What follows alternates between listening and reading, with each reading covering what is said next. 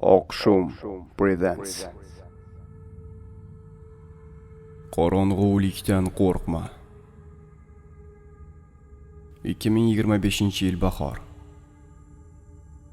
Nabiy yarim kechasi uyg'onib ketdi. Xona qop-qorong'u edi. Kravat ustida yotgancha kecha Felix bilan bo'lgan voqeani esladi. Nabiy 17 yoshda, to'liq ismi Nabiya. Havo ancha toza edi. Yarim tunda ochiq derazadan oq pardani sokin tebratib xonaga bahor shamoli kirardi. Shamol mayin bo'lishiga qaramasdan odamni etini muzlatardi. Nabiy terisiga muzdek shamol tekkanidan ustidagi yupqa yopinchiqni yelkasiga tortdi. Oyoqlari ochilib qoldi. Oyoqlarini ham o'ziga qarata tortdi. Shu payt xonasidan ayol kishining ovozi eshitildi. Sekin, sokin, ammo jiddiy ohangda. Nabiy avvaliga ovozni payqamadi, ammo ovoz takrorlanaverardi. Nabiy jim turdi va ovozni eshitishga harakat qildi. Ovoz avvaliga yosh qizning ovozidek eshitila boshladi. Qorong'ulikdan qo'rqma, dedi yosh qiz ovozi. Ovoz qalinlashib bordi va oxirida qari, do'rillagan ovozda baqirib yubordi. Qorong'ulikdan qo'rqma. Nabiy qo'rqqanidan yopinchiqni ustiga tortdi, ammo ovoz to'xtagach boshini ko'rpadan yana chiqardi. Bu ovoz juda ham qo'rqinchli edi. Xonani kichik deb ham bo'lmasdi, lekin Nabiyning narsalari ko'pligidan ancha tor ko'rinardi. Negadir qop-qorong'i xona endi yorug'lashgandek edi. Xonadagi ikkita deraza katta qilib ochilgan. Shamol pardalarni avvalgiga qaraganda qattiqroq silkitardi. Tashqarida oy juda ham yorug'dek tuyuldi.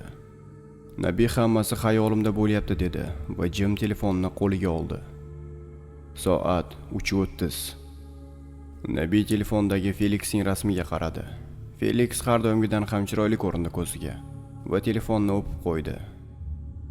Nabiyning xayolidagi qo'rquv biroz yo'qoldi. Ammo birdaniga xona burchagidagi pianinoga kimningdir qo'li tekkandek bir nota chalindi. Nabiy pianino tarafga qaradi, ammo hech kim yo'q edi.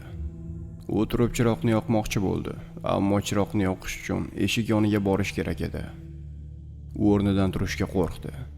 Xayoliga 2 kun avval ko'rgan qo'rqinchli kinosi Sijjin keldi. Avvaliga "O shunchaki kino edi", dedi va jim bo'ldi. Keyin kinoning hayotiy voqealarga asoslangan degan joyi esiga tushdi va yana qo'rquvi kuchaydi. Chuqur-chuqur nafas oldi. Nabiy deraza tarafga qaradi. Parda ortida odam bordek tuyuldi. Parda rostdan ham odam shaklida bo'rtib turardi. Nabiy telefon chirog'ini yoqdi va parda tarafga qaradi. Lekin bo'rtib turgan narsa g'oyib bo'lgandi. Nabiy o'rnidan turib xonadan qochib chiqmoqchi bo'ldi. Biroq turishga jasorat yetmadi. Xona tinchidi. Ovoz ham eshitilmay qoldi. Nabiy o'zini tinchlantirish uchun yana Felixning rasmiga qaradi. Keyin Alben dugonasi bilan tushgan rasmini ko'rdi. Alben Nabiyning eng yaqin sirdosh dugonasi edi. Maktabdagi kunlari usiz o'tmasdi. Yopinchiqqa o'randi va uxlashga harakat qildi. Nabiyning ko'zlari yumilar-yumilmas xonada qadam tovushi eshitildi. Nabiy ko'zini ochmadi. Ko'zini ochgan vaqtda unga nimadir qarab turgan bo'lsa-chi? Masalan, arvohmi, ruhmi? Bu xayollar Nabiyni yanada qo'rqitdi va ko'zini yanada mahkamroq yumdi. O'zini uxlayotgandek tutdi. Yana hamma joy jim bo'ldi. Nabiy ko'zlarini ochishga qaror qildi. Nabiy ko'zlarini ochdi va qarshisida hech kim yo'q edi. U chuqur o'q tortdi. Shu vaqt oyoqlariga sovuq va qattiq barmoqlar tegdi. Nabiy baqirib yubordi va oyoq uchiga qaradi. Hech narsa yo'q. Yuragi tez ura boshladi. Yopinchiqni ustiga tortdi va shkafga qarab yotdi. Shkafdagi narsalarga birma-bir nazar tashladi. Hamma narsa joy-joyida. Biroq shkafdagida nimadir yaltirayotgandek bo'ldi. Bu nima? Bu insonning ko'ziga o'xshardi. Ammo insonning ko'zidan farqi yaltirab turibdi. Ha, Bu aniq ko'z edi. Shkaf tagidan kimdir qarab turibdi. Nabiyning xayoliga Alben aytgan gaplar keldi. Ajina ruhlar shkaf va kravat tagidan chiqishadi va ular odamni chiqqan joyiga qarab tortib ketishadi. Ularning gaplariga javob bermaslik kerak va gaplarni eshitmaganga olish kerak. Ammo gaplariga javob berib qo'ysang, jin sening ichingga kirib oladi va sen o'lasan.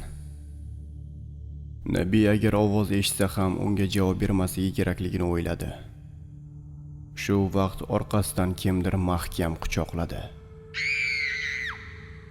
Nabiy baqirib yubordi. Uni quchoqlagan qo'llardan qochib chiqmoqchi bo'ldi, ammo qo'llari uni qattiq ushlagandi. Nabiy oyoqlarini tipirchilatardi, ammo oyoqlari ham mahkam ushlangandi. Nabiyning yuragi yorilay dedi. Tasavvur qiling, uxlagan vaqtingizda orqangizdan kimdir mahkam quchoqlab qo'yib yubormayapti. Uyda faqat Nabiyning dadasi va ukasi bor. Onasi shifokor, tungi navbatda. Nabiy bor ovozda baqirdi. Ammo yarim tunda pastki qavatda uxlayotgan otasi hech nimani eshitmadi.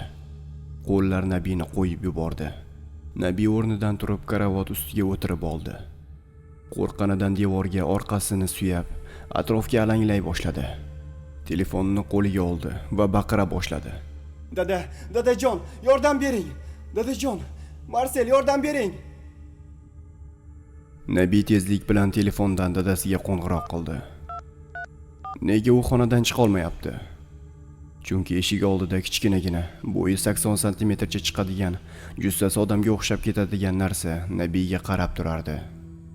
U Nabiyning ko'ziga yaqqol ko'rinmasa-da, jussasi ancha kichkinaligi va boshi tanasiga nisbatan ancha kattaroq ekanligi ko'rinib turardi.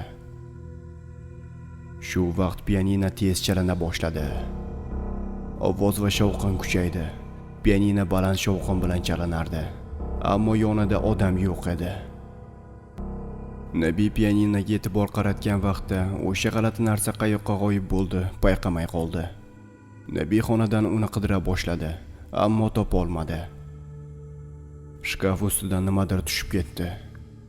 Nabiy qo'rquv aralash telefon chirog'ini shkafga qaratdi. O'sha narsa shkafning ustida o'tirardi. Nabiyga qarab jilmayib turardi. Telefon chirog'ida yaqqol ko'rindi. Uning sochlari va tishlari yo'q edi. Uning ko'zlari yaltirab turibdi. Nabiy o'rnidan turib eshikka qarab otildi. Eshikning yoniga borib tutqichni tortdi. Eshik yopiq. Eshikni bor kuchi bilan tortdi, ochilmadi. Chiroqni yoqdi. Chiroq yondi, ammo lip-lip etib o'chib qoldi. Shkaf ustida kichkina jussali beso'naqay mavjudot turardi. U shkaf ustidan g'oyib bo'ldi. Eshik orqasidan ovoz eshitildi. "Opa, yaxshimisiz? Sizga nima bo'ldi?" Bu ovoz Marselning ovozi edi. Ammo Marsel opasini senlab gapirardi-ku. Marsel 7 yosh. Yosh bo'lishiga qaramasdan opasini senlab gapirardi. Nabiy ukasi ekanligini payqadi. Marsel, senmisan? Eshikni och tezroq, iltimos, deya baqirdi yig'arlash Nabiy. Eshik ochildi. Nabiy yugurib tashqariga chiqdi. Uzun yo'lak. Yo'lakning ikki tomoni ham qop-qorong'u edi. Odatda ham shunday edi, ammo hozir yanada qorong'udek tuyuldi. Balki qo'rquvdandir. Ammo Marsel yo'lakda ko'rinmadi. O'ng tarafga yursa pastga, dadasining yoniga tushadi. Chap tarafda esa eski hojatxona bor edi. Hojatxona tarafdan ovoz eshitildi. "Opa, nega qo'rqyapsiz? Qorong'ulikdan qo'rqmang."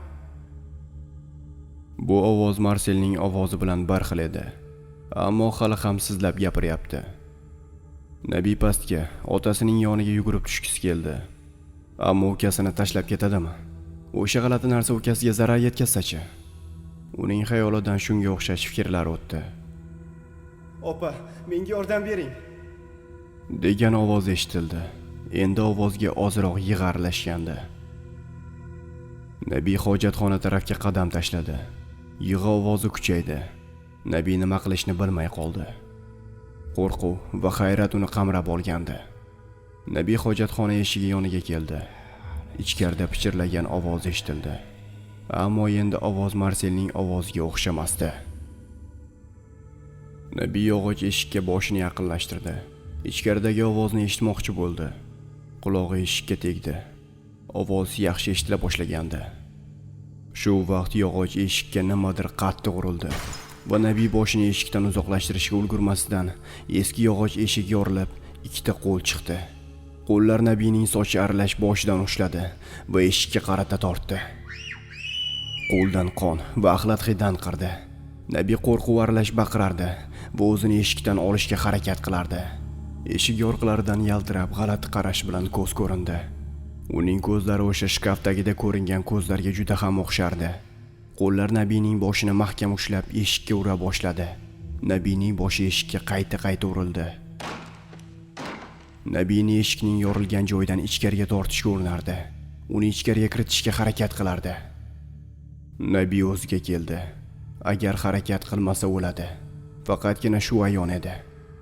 O'sha narsaning yuzi, hamma joyi, ya'ni butun tanasi qora rangda edi. U yalang'och ayol tanasida ko'rinib turardi. Eshik yorug'idan chirib ketgan ko'kraklar ko'rindi. Nabiy bor kuchini ishga soldi. Ikki qo'li bilan chirigan qo'llarni ushladi va boshini orqaga tortdi.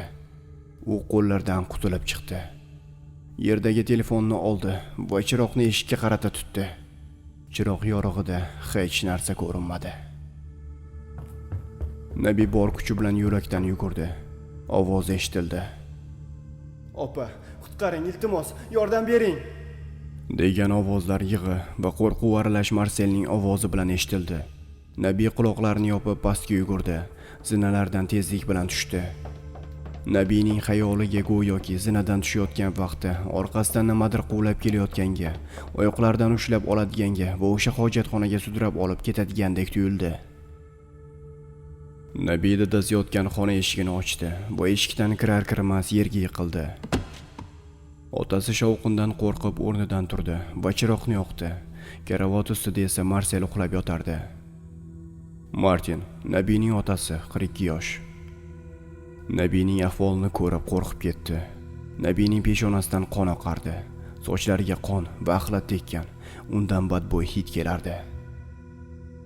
Soat 5:30. Nabiy o'rnidan turib xonadagi stolga o'tirdi. Yig'i va qo'rquv aralash Marselning uyg'onib ketmasligi uchun sekinlik bilan hamma bo'lgan voqeani dadasiga aytib berdi. Martin hayron qoldi va shuncha shovqindan nega uyg'onmaganligini o'yladi. Martin Nabiyni tinchlantirdi va yuqori qavatni ko'zdan kechirib kelishini aytdi. Yo'q, dada, bormang, dedi Nabiy. Xavotirlanma, tezda kelaman. Marselga qarab tur, dedi va xonadan chiqdi. Martin zinadan tepaga ko'tarilayotganda shunday dedi. Nimalar bo'lyapti? Chunki 2 kun oldin Martin uxlab yotganda ayol kishining ovozi eshitilgandi va sovuq barmoqlar uning yuziga tekkan. Uyg'onib qaraganda devor suratdagi ayol unga qarab turgandi. Martin nima sodir bo'layotganini bilmasdi. Faqat shuni bilardiki, bu voqealar yaxshilikdan xabar bermayotgandi. Tepa qavatga chiqdi, chiroqlarni yoqdi. Hamma joy toza va sokin edi. Nabiyning xonasida hech qanday shubhalanadigan va qo'rqadigan narsa yo'q edi.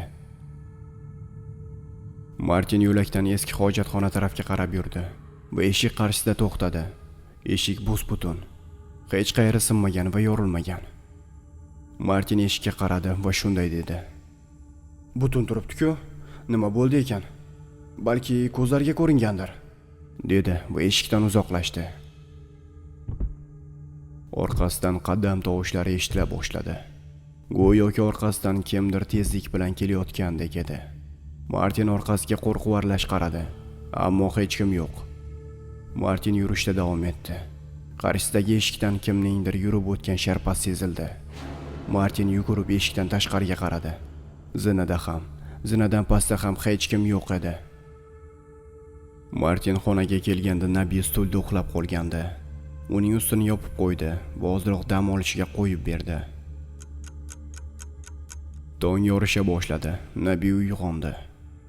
U dadasi aytgan gaplarga ishongisi kelmasdi. Keyin quyosh ko'tarilgach xonasiga chiqdi. Hamma narsa joy-joyida. Hatto shkaf ustidan tushgan yupqa kitob ham. Nabiy qo'rquv aralash yo'lak oxiriga bordi. Endi yo'lak ham ancha yorug' edi. Nabiyni shu narsa hayratga solgandiki, rostdan ham eski hojatxona eshigi butun edi. Nabiy hayratdan yoqa ushladi. Otasi unga qo'rquvdan ko'zingga ko'ringan, deya qo'rquvni yengillashtirmoqchi bo'ldi. Mayli, hammasi qo'rquvdan ko'zga ko'ringandir. Ammo sochidagi qon, baxlatchi, peshonasidan oqqan qonchi, hammasini o'zi qilganmi? Axir bu bo'lishi mumkin emas. Nabiy yuvinib ertalab uchun nonushta tayyorladi. Nonushta qilgach maktabga yo'l olishdi. Nabiy shu yil yuqori maktabning oxirgi yilini tugatadi. Marsel esa shu yil boshlang'ich maktabga bora boshlagandi. Ular ketgach uyda Martinning bir o'zi qoldi. Xonada qahva ichib nimalarnidir o'ylab o'tirdi. Bu vaqtda Hazel tungi navbatdan qaytdi. Hazel kiyimlarini almashtirib Martinning yoniga chiqdi. Erining xomushligini ko'rib unga savol nazari bilan qaradi. Martin bo'lgan voqeaning hammasini aytib berdi. Hazel avvaliga ancha kuldi. Nima? Senga shu rasmdagi ayol qarab turdimi? Iltimos Martin, tasavvurga sig'maydigan narsalar haqida gapirma. O'z ishdan charchab keldim, dam olishim kerak. Hammasi qo'rquvdan ko'zlaringga ko'ringan. Yomon xayollarni boshingdan chiqarib tashla. Nabiyga keladigan bo'lsak, u o'smir yoshda. Uning hissiyotlari kuchaygan bo'lishi tabiiy. Biror bir qo'rqinchli kino ko'rgan bo'lsa, tushiga kirgandir, dedi va yotoqxonaga kirib ketdi. To'g'ri, balki qo'rquvdandir, dedi Martin. Ammo nimalardir g'alati edi. Martin ham shifokor edi. U jarrohlik bilan shug'ullanardi. Oxirgi vaqtlarda ancha charchaganligi sabab ishdan dam olish uchun qo'shimcha ta'tilga chiqqandi. Nabiy yo'lda Marselni boshlang'ich maktabga tashladi. Hali vaqtli bo'lgani uchun Albinning uyiga qarab yurdi. Albin har doim maktabga kechikib borardi. Demak, hali uyda. Nabiy Albinning uyiga yaqinlashganda daraxt tagida bir qizga ko'zi tushdi. Qiz Nabiydan 10 metrcha uzoqlikda turardi. Qizning nigohlari Nabiyga qaratilgan. Qiz g'alati ko'rinishda. Chamasi u ham 17 yoshlarda. Uning usti boshi ho'l edi. Sochidan oyoq kiyimigacha ho'l. Nabiy yo'l o'rtasida to'xtadi va qo'rquv bilan unga termulib qoldi. Qizning sochi, qo'llari va kiyimlaridan suv tomchilab yerga tushardi. Qizning nigohlari juda ham g'alati edi. Nabiy unga qaragancha to'xtab turardi. Qiz nimadir deyotgandek tuyuldi. Uning og'zi qimirlardi, ammo ovozi eshitilmasdi. Qizning rangi o'liklarning rangidek oqarib ketgandi. "Qo'y qiz, nima narsaga bunchalik hayrat bilan tikilib qolding?" degan ovoz eshitildi. Nabiy qo'rqib ketdi va yonida turgan ayolga ko'zi tushdi. Ayol ham ha deguncha Nabiy qaragan joyga boshini sarak-sarak qilib qarardi. Ayol Nabiyning nima narsaga termulib qolganidan hayron edi. Nabiy, "Ana va qizga qarayapman", deb qo'li bilan daraxt tarafni ko'rsatdi. Ayol Nabiyga aqldan ozgan odamga qaragandek qarab qo'ydi. "Sen anaqa aqldan ozibsan", dedi va ayol piyodalar yo'lakchasi bo'ylab yurib ketdi. Ayolning ko'ziga hech narsa ko'rinmagandi. Nabiy ayolning gaplariga hayron bo'ldi va daraxt tagiga qaradi. U yerda hech kim yo'q edi. Nabiy jim turdi. Rostdan ham qiz yo'q edi. U sekin yurib daraxt tagiga bordi. Bahor bo'lishiga qaramasdan havo iliq edi. Yog'ingarchilik hafta davomida kuzatilmaganligi sababli yerlar quruq edi. Nabiy qiz turgan joyini chamalab keldi. Qiz turgan yer nam edi. Yerda tomchi izlari turardi. Rostdan ham tomchilar inson tanasidan oqqandek aylanib bo'lib iz qoldirgandi. Qiz ayolning ko'ziga ko'rinmagan bo'lsa-da, bu qizning shu yerda turganligidan darak berardi. Nabiy qo'rquv va xavotir bilan atrofga alangladi. "Balki aqldan ozayotgandirman", dedi Nabiy. Nabiy daraxt tagida turgancha nimalarnidir o'ylab qoldi. U rostdan ham qo'rqib qolgandi. Yurak urishi tezlashdi. U yo'l tomondan mashina ovozini eshitdi. Orqasiga qaradi. Mashina uzoqroqda chapga qarab ketayotgandi. Shu vaqt daraxt ustidan Nabiyning boshiga va qo'llariga muzdek suv tomchisi tushdi. Nabiy tepasiga qaray olmadi. U kelgan tarafiga qarab bor kuchi bilan yugurdi. Orqasiga qarashga qo'rqardi. Shu vaqt Nabiy orqasidan yugurib kelayotgan oyoq tovushlarini eshitdi. Oyoqlari o'ziga bo'ysunmasdan bo'shashib ketgandi. Orqasidagi oyoq tovushlari unga yaqin qolganligidan juda ham aniq eshitildi. Va shu vaqt orqasidan yetib olgan narsa Nabiyning sumkasidan qattiq ushladi va orqaga tortdi. Video so'ngida Oqshomning Telegram kanaliga obuna bo'lishingizni so'rab qolaman. Sababi endilikda Telegram kanalga mutlaqo yangi, eksklyuziv, ya'ni YouTube ga qo'yilmaydigan hikoyalarni joylab boraman. Telegram kanalga o'tish linkini video описаниyadan yoki pastdagi kommentariya bo'limidan topishingiz mumkin.